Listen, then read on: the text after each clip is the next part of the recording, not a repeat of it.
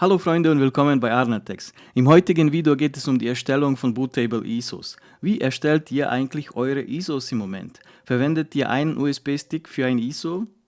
Speichermedien werden immer größer. So ist der größte USB-Stick 4 TB groß. Eigentlich ziemlich schade, so viel Speicherplatz nur für ein ISO zu verwenden. Da muss es eine bessere Methode geben. Und genau dem Problem gehen wir heute nach. Habt ihr eigentlich schon mal was von Ventoy gehört? Das Tool möchte ich euch heute vorstellen. Es ist ein Open-Source-Projekt, mit dem es möglich ist, mehrere ISOs auf einen USB-Stick zu packen und dann von jedem dieser ISOs einzeln zu booten bei Bedarf. Und wie das genau funktioniert, möchte ich euch heute im heutigen Video zeigen. So, wir sind jetzt wieder auf unserer gewohnten Windows 11 VM und ich suche einfach nach Ventoy. Und das erste Resultat ist gleich die Seite, auf die wir müssen. Wie gesagt, das ist ein Open-Source-Projekt, mit dem es möglich ist, Bootable ISOs zu erstellen, mit dem Vorteil, dass mehrere ISOs auf den USB-Stick gepackt werden können, um den Speicherplatz des USB-Sticks optimal zu nutzen und nicht jedes Mal einen USB-Stick erstellen zu müssen, wenn eine andere ISO verwendet werden muss. Ihr könnt einfach so viele ISOs, wie es der Speicherplatz ermöglicht, auf den USB-Stick packen. So, wir gehen da mal auf die Download-Seite und da gibt es die Möglichkeit, den Installer für Windows, Linux und die Live-CD zu herunterladen. Warum man die Live-CD benötigen könnte, da komme ich noch später drauf. So,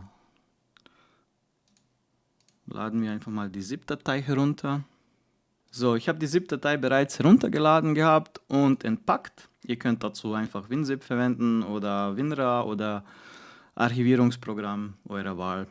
Ihr macht einfach den Folder auf und da haben wir die Ventoy to Disk Anwendung. Die werden wir benötigen, um den USB-Stick zu erstellen.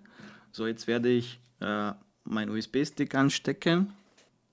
So, das ist ein ganz neuer USB-Stick, ist noch nicht formatiert worden, aber ob der formatiert ist oder nicht, ob da ein Volume drauf ist oder nicht, ist eigentlich ziemlich egal.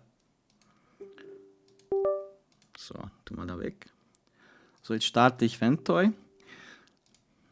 Es kann sein, dass es von Windows erkannt wird als eine Schadsoftware. Das könnt ihr ignorieren. Das wird deswegen gemacht, weil die Software den Master Boot Record und einen Low-Level-Zugriff auf das Dateisystem benötigt, um die Software zu installieren. Und wenn das bei euch passiert, dann einfach ignorieren und trotzdem fortsetzen. So, wenn ihr das Programm gestartet habt, werden eure USB-Sticks automatisch erkannt. Ihr wählt einfach das, was ihr verwenden möchtet. Oder wenn ihr es gerade angesteckt habt, könnt ihr da mit dem Button auf Refresh gehen. Ihr könnt hier Ventoy in Package die Version sehen, die wir installieren möchten. Und Ventoy in Device zeigt, ob Ventoy bereits auf den USB-Stick installiert ist. Wenn ihr die Software updaten wollt, würde da jetzt stehen Ventoy in Device und die Version und hier halt die neue Version, die ihr installieren wollt. Und wenn ihr soweit seid, geht ihr einfach auf Install. Hier werdet ihr nochmal gewarnt, dass alle Dateien auf den USB-Stick gelöscht werden, also bitte aufpassen. Und wenn ihr soweit seid, klickt einfach auf Ja. Da werdet ihr nochmal drauf gewarnt, dass alle Dateien gelöscht werden, also doppelt geprüft. So, jetzt installieren wir die Software. Und das war es eigentlich auch schon. Ventoy wurde erfolgreich installiert. Und wenn wir jetzt auf den USB-Stick gehen, sieht es einfach so aus wie ein ganz normaler, leerer USB-Stick, bis auf den Fakt, dass da Ventoy steht im Namen. So, und wie das jetzt funktioniert, ist ganz einfach. Ihr müsst nur eure ISOs hier reinpacken und ihr könnt schon von den ISOs booten während des Bootvorgangs von eurem System. Ich werde jetzt mal ein paar ISOs hier auf den USB-Stick kopieren. Da habe ich ein paar vorbereitet. Nehmen wir mal Ubuntu, Windows 10.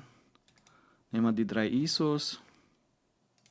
So, das dauert jetzt einen Augenblick und während wir warten, bis sich die Dateien auf den USB-Stick kopiert haben, möchte ich euch kurz erklären, warum es eine Windows Live ISO gibt und warum wir manchmal Rufus benötigen könnten, um Ventoy zu installieren.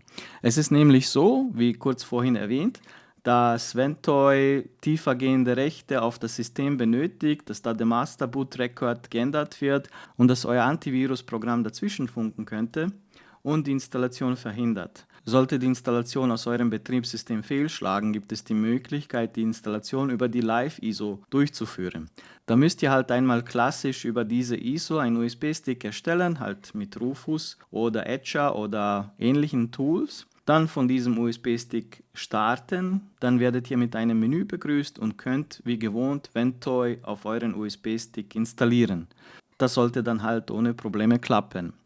Eine zweite Methode, die es gibt, ihr öffnet die Ventoy-Software, über Optionen erstellt ihr eine VTSI-Datei und benutzt dann einfach Rufus, um Ventoy zu installieren. Das heißt, ihr montet diese VTSI-Datei wie eine ISO-Datei einfach in Rufus, wählt euren USB-Stick und verwendet Rufus, um Ventoy zu installieren. So, das wären die verschiedenen Installationsmöglichkeiten. Schauen wir mal, wie weit unser Kopiervorgang ist.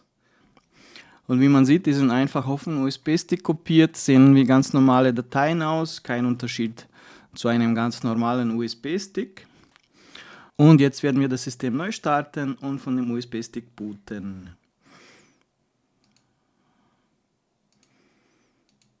So, die richtige Taste erwischen. So, das System ist jetzt von dem USB-Stick gestartet. Wir werden von dem Ventoy Splash Screen begrüßt. Und jetzt kann ich hier einfach im Menü eine ISO wählen, von der ich starten möchte. Das heißt, ich könnte jetzt, wenn ich Windows 10 installieren möchte, Windows 10 wählen oder Windows 11 oder wenn ich Ubuntu installieren möchte, kann ich das System wählen, welches ich installieren möchte, beziehungsweise die ISO wählen, mit welcher ich das System installieren möchte. Und wenn ich jetzt hier testweise zum Beispiel Windows 11 wähle, startet die Windows 11 Installation, also Boot in Normal Mode.